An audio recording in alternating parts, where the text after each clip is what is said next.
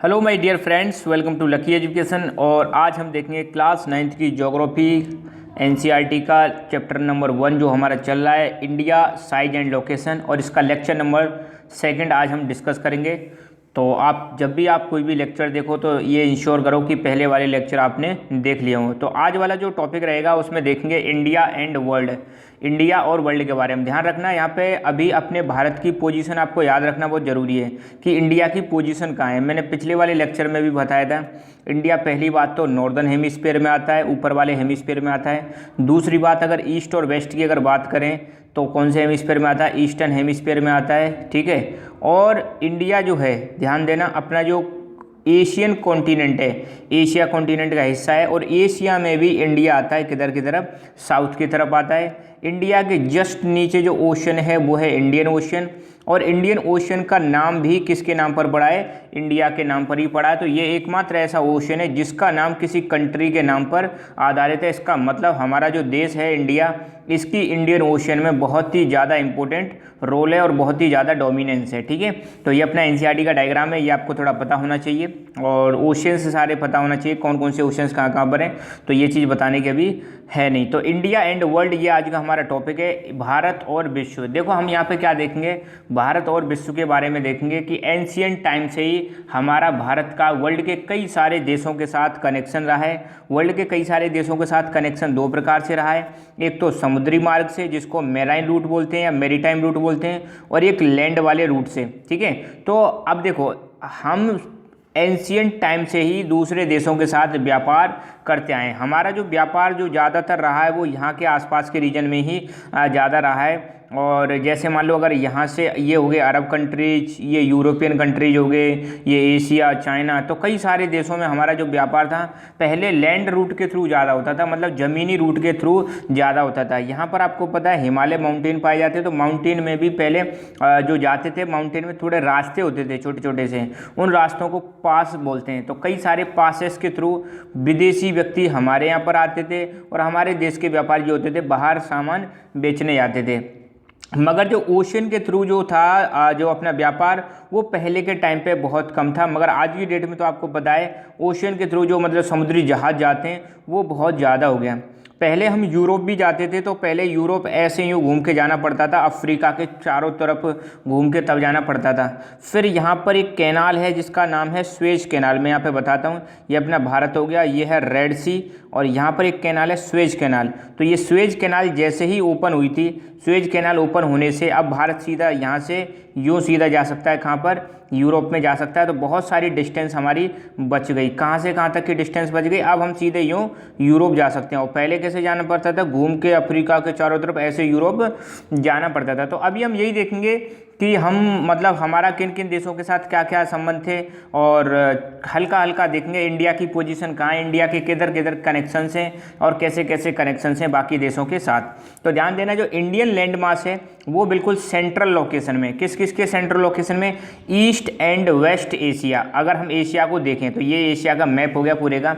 Asia को अगर बीच में से ऐसे देखें तो इधर वाला जो एशिया है ये तो हो गया ईस्ट एशिया, इधर वाला जो एशिया है ये हो गया वेस्ट एशिया। तो भारत जो है ईस्ट एशिया और वेस्ट एशिया के बिल्कुल कहाँ है? सेंट्रल लोकेशन में। तो सेंट्रल लोकेशन में होना ये भी अपने आप में बहुत बड़ी बात है, इसके भी बहुत सारे फायदे होते हैं। India is southward extension of Asian continent है। हमारा जो भारत देश है वो कहाँ पर आता है? एशियन कॉन्टिनेंट की साउथ में आता है, ठीक है। तो इंडिया की पोजीशन बहुत इंपॉर्टेंट है। एशिया में इंडिया साउथ में आता है, इंडिया के इधर की तरफ जो है ईस्ट एशिया कहलाता है, इधर की तरफ है जो वेस्ट एशिया कहलाता है, और ऊपर की तरफ जो है इसको सेंट्रल एशिया बोलते हैं, ठीक है। अच्छा, यूं अगर देखोगे तो ये वाला जो रेड वाला एरिया दिखा रखा है इसको बोलते हैं साउथ ईस्ट एशिया। तो ये नाम बड़े इंपॉर्टेंट है। ये वाला जो एरिया है साउथ ईस्ट एशिया, ये हो गया ईस्ट एशिया, ये हो गया north Asia, Bharat south Asia, इधर वाला साउथ वेस्ट, और ये वेस्ट एशिया, और ये हो गया अपना सेंट्रल एशिया, ठीक है। The Trans-Indian Ocean routes which connect the countries of Europe and West and the continents of East Asia provide a strategic central location to India। अब देखो, ट्रांस ओशियन रूट्स का मतलब ऐसे रूट्स जो मतलब ocean के थ्रू दो देशों को जोड़ते हैं उनको हम क्या बोलते हैं, ट्रांस ओशियन रूट्स। तो भारत ओशियन रूट्स के थ्रू दो कॉन्टिनेंट्स को मतलब एक कॉन्टिनेंट से दूसरे कॉन्टिनेंट में जा सकता है। भारत अपने इसी ओशियन रूट के थ्रू, यहाँ पे जो ओशियन रूट है ये वाला जो ओशियन हो गया, ओशियन के थ्रू कहाँ कहाँ पर कनेक्ट है, ओशियन के थ्रू यूरोप से कनेक्ट हो सकता है, ओशियन के थ्रू यहाँ पे वेस्ट एशिया से कनेक्ट हो सकता है, ओशियन के थ्रू साउथ एशिया से कनेक्ट हो सकता है। तो भारत जो है, इंडिया जो है अपना एक तो वेस्ट की तरफ में तो यूरोप से कनेक्टेड है और ईस्ट एशिया से भी कनेक्टेड है। तो ध्यान दो, ये हो गया वेस्ट की साइड, वेस्ट की साइड में कहाँ, वेस्ट एशिया से या यूरोप से कह सकते हैं। यहाँ पे आप देखो ये वाला मैप, ये इंडिया का वेस्ट हो गया। तो ओशियंस के थ्रू वेस्ट में किससे कनेक्टेड है, यूरोप से, यहाँ से भी जा सकते हैं यहाँ से, और ईस्ट में यहाँ पे जो कंट्रीज आते हैं उनको बोलते हैं साउथ ईस्ट एशियन कंट्रीज। इन सारे देशों से भारत क्या है, कनेक्टेड है। और बीच में होना ये अपने आप में एक स्ट्रेटेजिक सेंट्रल लोकेशन है। तो हमारा यहाँ पे होना बहुत फ़ायदा है, बीच में होने का फ़ायदा, ठीक है। हमें मतलब एक तो यहाँ से, एक तो ये वाला जो ओशियन वाला, यहाँ पे ओशियन ही ओशियन है, तो यहाँ पर हमें ज़्यादा आर्मी वार्मी डिप्लॉय करने की ज़रूरत नहीं पड़ती। आपको पता है अपना सबसे ज़्यादा जो मिलिट्री है वो लैंड वाले बॉर्डर पर सबसे ज़्यादा मतलब हमने डिप्लॉय कर रखी है, और लैंड बॉर्डर भी हमारा बहुत ज़्यादा है। आपको कमेंट करके बताना है भारत का लैंड बॉर्डर कितना है और कोस्टल बॉर्डर कितना है, ठीक है। तो अपना यहाँ पे आर्मी का खर्चा भी बच जाता है, और बीच में होने का इसमें एक अलग ही फ़ायदा है। हालांकि ऐसा नहीं कि हम बिल्कुल ही ऐसे खुले में छोड़ रखा है, हमारी भारतीय नेवी यहाँ पर मतलब पेट्रोलिंग करती रहती है। तो इनके जो व्हीकल्स होते हैं वो पेट्रोलिंग लगातार करते रहते हैं, मतलब इधर उधर चक्कर लगाते रहते हैं, देखते रहते हैं कोई दुश्मन हमारे ऊपर नज़र तो नहीं रख रहा है। द डेक्कन प्लेट्यू, भारत का जो ऐसे करके जो एरिया है पेनिनसुला जिसको हम बोलते हैं, जो उसको जो Deccan plateau protrudes into Indian ocean, हमारा जो भारत का डेक्कन प्लेट्यू है ये हो गया डेक्कन प्लेट्यू। तो ये कहाँ पर फैला हुआ है, इंडियन ओशन की तरफ अंदर एक्सटेंड कर रहा है, इंडियन ओशन की तरफ घुसा हुआ है। Helping India to establish close contact with west Asia, Africa, Europe from western coast and with the south west and east Asia from the eastern coast.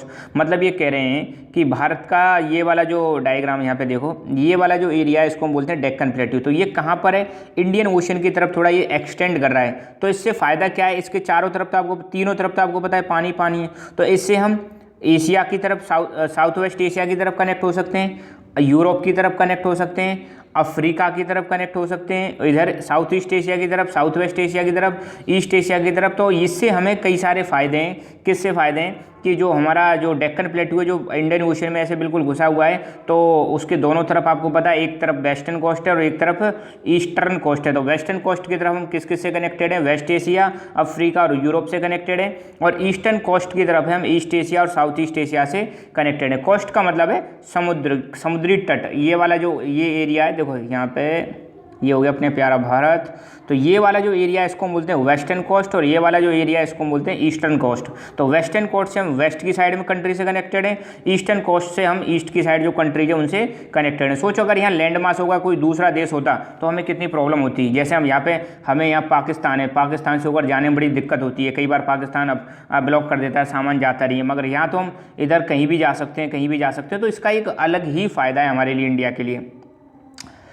No other country has long coast line on Indian Ocean as India has. अब भारत की जितनी मतलब coast line है, आपको पता है 7,516 kilometre coast line है India की। जितनी कोस्ट लाइन इंडियन ओशन में भारत की है और किसी कंट्री की इतनी कोस्ट लाइन है नहीं। तो इसका भी एक अपने आप में बहुत बड़ा फ़ायदा है। India has eminent position in Indian ocean which justifies the naming of ocean after it. India की जो है इंडियन ओशन में बहुत ही बड़ी प्रोमिनेंट रोल है और इंडिया का दबदबा है। मैं कह सकता हूँ इस वाले जो इंडियन ओशन में सबसे ज़्यादा जो दबदबा है वो भारत का ही है। और ये इस बात का प्रूफ भी है कि इंडियन ओशन का नाम हमारे भारत देश के नाम पर ही रखा गया, इंडिया के नाम पर ही रखा गया। तो इंडिया का यहाँ पर बहुत ही बड़ा रोल है, बहुत ही बड़ा दबदबा है, ठीक है। अब यहाँ पे आप देखो पिक्चर में ये है माउंटेन्स। तो माउंटेन्स में से रास्ते होते हैं जिसके थ्रू आप जा सकते हो, ठीक है, नेविगेबल रूट होते हैं। इन्हीं रास्तों को बोलते हैं पास। माउंटेन में जो रास्ते होते हैं जहाँ से हम एक जगह से दूसरी जगह जा सकते हैं, इन रास्तों को हम पास बोलते हैं। तो ध्यान रखना अपने नॉर्थ इंडिया में माउंटेन कौन सा है आपको पता है, हिमालय माउंटेन है। तो पहले हिमालय माउंटेन के थ्रू बहुत सारे लोग अरब से और एशिया से, सेंट्रल एशिया से कई सारे लोग क्या करते थे, इन्हीं माउंटेन पासेस के थ्रू इंडिया में आते थे। और हमारे जो ट्रेडर्स होते थे वो भी इन्हीं माउंटेन पासेस के थ्रू बाकी देशों में ट्रेड करने जाते थे, ठीक है। तो ये चीज़ भी आपको हल्का सा पता होना चाहिए। The India's contact with world with land route is much older than maritime route. अब देखो हमारे जो कॉन्टेक्ट हैं वर्ल्ड के साथ वो लैंड रूट से बहुत पुराने हैं, मतलब ज़मीन, मतलब अगर एंशियंट टाइम की बात करें, शुरुआत की अगर हम बात करें तो हम ज़्यादातर दूसरे देशों में पहले लैंड रूट के थ्रू जाते थे, ना कि ओशियन रूट के थ्रू, क्योंकि ओशियन के लिए हमारे पास पहले इतनी ज़्यादा डेवलप टेक्नोलॉजी नहीं थी। आज की डेट में तो आपको पता है पानी के बड़े बड़े जहाजेज होते हैं, तो वो पोर्ट्स पर आते हैं, रुकते हैं और जाते हैं। तो पहले इतने हमारे पास पोर्ट्स और ये शिप और ये सारी चीज़ें थी नहीं, तो हम जो ट्रांसपोर्ट के मीन्स थे वो बहुत कम थे, इसलिए हम लैंड रूट के थ्रू ज़्यादा जाना आना प्रेफर करते थे। तो हमारे जो वर्ल्ड के साथ कॉन्टेक्ट हैं वो लैंड रूट से बहुत पुराने बजाय मैरीटाइम रूट, मैरीटाइम आपको मतलब समुद्री रूट के थ्रू, ठीक है।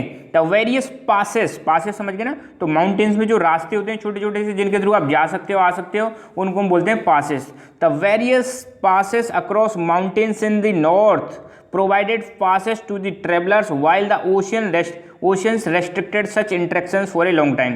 ये कह रहे हैं इंडिया में जो नॉर्थ साइड में जो माउंटेन्स हैं, आपको पता है इंडिया में नॉर्थ साउथ में जो माउंटेन्स हैं वो कौन से हैं, हिमालय माउंटेन है। हिमालय माउंटेन में क्या है, बहुत सारे पासेस हैं, उन पासेस के थ्रू विदेशी भारत में भी आ सकते थे और भारतीय विदेशों में भी जा सकते थे, मगर समुद्र में ऐसा कुछ था नहीं पास वास, तो हम समुद्र के थ्रू ज़्यादा लोग भारत के टच में आए नहीं, ज़्यादातर टच में किससे आए थे, लैंड रूट के थ्रू ही ज़्यादातर भारत में टच में आए थे। ये चीज़ भी आपको ध्यान रखनी है। ये देखो ये माउंटेन्स हैं और ये माउंटेन्स में छोटे छोटे से जो रास्ते हैं इन्हीं को हम क्या बोलते हैं, माउंटेन पासेस बोलते हैं। और ये जो पासेस हैं या ये जो लैंड रूट हैं या जितने भी रूट हैं, लैंड रूट हो गए या मैरीटाइम रूट हो गए, इनका एक बड़ा ही फ़ायदा है। अब देखो अगर हमारा किसी दो देशों के साथ में रिलेशन है तो हमें क्या करना पड़ेगा, अगर रिलेशन क्यों बनाते हैं, उसके कई सारे फ़ायदे होते हैं कि एक तो हम व्यापार कर सकते हैं, हमारे पास जो चीज़ हम दूसरे देशों को दे सकते हैं, उनके पास जो चीज़ें हमारे काम के तो उनको हम ले सकते हैं, आइडियाज़ का एक्सचेंज हो सकता है, हमारे कल्चर का उनके देश में कल्चर में उनके देश में क्या हो सकता है, एक्सपेंशन हो सकता है, या फिर हमारा जो कल्चर है वो वहाँ पर फैल सकता है, उनका कल्चर हमारे यहाँ पे, हमारे जो अच्छे अच्छे आइडियाज़ हैं वो दूसरे देशों में जा सकते हैं। तो ये आइडियाज़ का ट्रांसफ़र, कल्चर का ट्रांसफ़र, लैंग्वेज का ट्रांसफ़र, ये सारी चीज़ें कब होती हैं, जब दो देशों के बीच में रिलेशन हो और दो देशों के बीच में जब हमारा आना जाना लगा रहे। तो ये जो रूट हैं इनके थ्रू लोग पता है आते जाते रहते थे। हमारे देश के जो लोग थे व्यापारी वो दूसरे देशों में जाते आते रहते थे, उनके दूसरे देशों के यूरोप और अरब कंट्रीज और ये central Asia, west Asia, east Asia, इनके लोग भी हमारे देश में आते जाते रहते थे, जिनको हम ट्रैवलर्स भी बोलते हैं, ट्रेडर्स, ठीक है, ट्रेडर्स भी आते थे और ट्रैवलर्स भी आते थे। तो वो क्या करते थे, अपने यहाँ के आइडियाज़ को हमारे भारत में लेके आए और हमारे यहाँ के लोग जब दूसरे देशों में जाने लगे तो हमारा जो कल्चर है, हमारी जो संस्कृति है, हमारे जो आइडियाज़ हैं, हमारी जो रीति रिवाज परंपरा है वो दूसरे देशों में फैलने लगी। तो भाई अपना जो कल्चर दूसरी जगह कब जाएगा, जब लोगों में क्या हो, इंट्रैक्शन हो आपस में। तो ये जो रूट्स हैं इनका सबसे बड़ा फायदा क्या हुआ, exchange of ideas and commodities since ancient time. हम इनसे फायदा ये हुआ कि बहुत पुराने समय से जब से हमारे कनेक्शन स्टैब्लिश हुए दूसरे देशों के साथ, तो एक तो क्या हो रहा है, आइडियाज, हमारे जो आइडियाज है उनके देश में जा रहे हैं और उनके आइडियाज हमारे देश में आ रहे हैं। दूसरी चीज कमोडिटीज, कमोडिटीज का मतलब होता है सामान। तो हमारे यहाँ पे जो सामान प्रोड्यूस होता है तो हम यहाँ से एक्सपोर्ट करते थे उनको और उनके यहाँ से सामान हमारे यहाँ पर इंपोर्ट किया जाता था, ठीक है। तो एक्सपोर्ट इंपोर्ट आपको पता ही होगा, अगर पता है तो कमेंट करके बताओ एक्सपोर्ट क्या होता है, इंपोर्ट क्या होता है, नहीं तो फिर मैं बताऊंगा, ठीक है।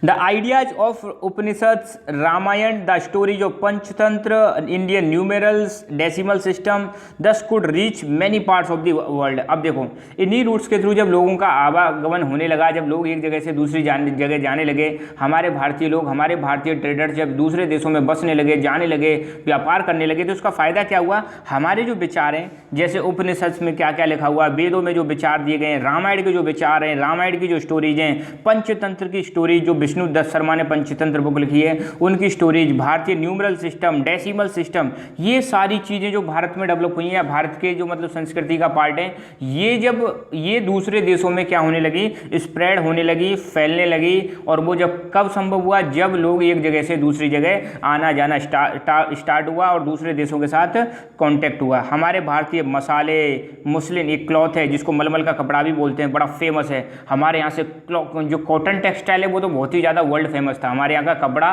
पूरे वर्ल्ड में फेमस था।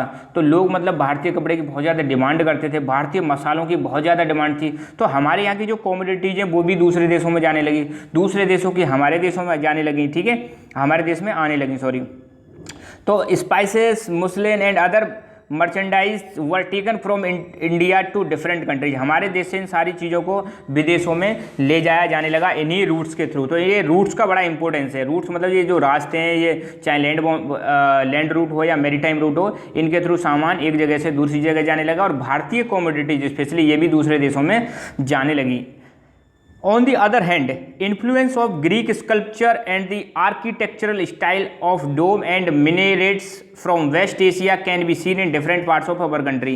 अब दूसरी तरफ हम क्या देख सकते हैं, जब देखो अपना कल्चर दूसरे देशों में फैल रहा है तो यार ऐसा नहीं है कि उनका नहीं फैलेगा, तो उनके देश का भी कल्चर हमारे देश में फैलने लगा। तो एक मतलब ग्रीक स्कल्पचर, ग्रीक में जो मतलब मूर्ति कला की स्टाइल है वो भारतीय मतलब स्कल्पचर में भी मतलब आ गई, देखने को मिलती है। हमारी भारतीय जो स्कल्पचर है, इंडियन स्कल्पचर है, उसमें ग्रीक स्कल्पचर का इन्फ्लुएंस का मतलब है प्रभाव देखने को मिलता है। हमारे यहाँ पर जो मूर्ति कला है उसमें भी ग्रीक जो मूर्ति कला है, ग्रीक स्कल्पचर है, उसका प्रभाव देखने को मिलता है। हमारे यहाँ पे जो आर्किटेक्चरल स्टाइल है, हमारे यहाँ पे जो बिल्डिंग्स बनाते हैं, जो मॉन्यूमेंट्स बनी हुई हैं, उनमें डोम, एक चीज़ आपने देखी कि डोम, ऐसे जो गुंबद सी बनी होती है इसको हम क्या बोलते हैं, डोम। एंड मिनरेट्स मतलब मीनार जो होती है, ऐसे मीनार सी बगल में, चार मीनार, कुतुब मीनार, ये जो मीनार वाला ये फंडा है, ये डोम और मीनार अपने देश की संस्कृति नहीं है, ये हमें कहाँ से मिली है, वेस्ट एशिया से मिली है।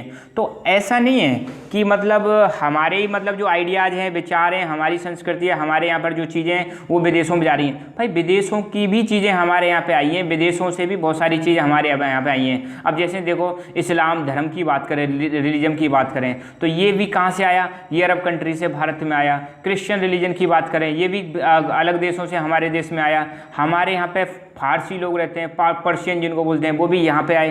तो हमारे यहाँ पे आपने देखा आज की डेट में बहुत ज़्यादा डाइवर्सिटी पाई जाती है। इंडिया को डाइवर्सिटी वाला कंट्री बोलते हैं, यूनिटी एंड डाइवर्सिटी की, हमारे यहाँ पे बहुत सारी डाइवर्सिटी पाई जाती है। ये भारत की बहुत बड़ी खूबसूरती है कि यहाँ पर इतनी सारी डाइवर्सिटी होने के बावजूद भी भारत कैसा एक है, रंग बिरंगा है, फिर भी एक है। भाई अच्छी बात है, ठीक है। तो कुल मिला के हमने ये देखा कि इंडिया और वर्ल्ड वाले टॉपिक में कि हमारा एक तो कई सारे देशों के साथ संबंध है, प्लस हमने जानने की कोशिश की इंडिया के ईस्ट में जो है किन किन से संबंध थे, वेस्ट में किन किन से, वेस्ट एशिया का मतलब क्या, ईस्ट एशिया का मतलब क्या, साउथ एशिया का मतलब क्या, तो ये सारी चीज़ें जानी। और इंडिया से क्या क्या चीज़ें जाती थी, किसके थ्रू जाती थी, रूट्स के थ्रू जाती थी। सबसे ज़्यादा हमारा जो मतलब ट्रेड होता था एंशिएंट टाइम से, वो सबसे ज़्यादा किससे होता था, लैंड रूट से होता था। तो ये सारी चीज़ें, ठीक है।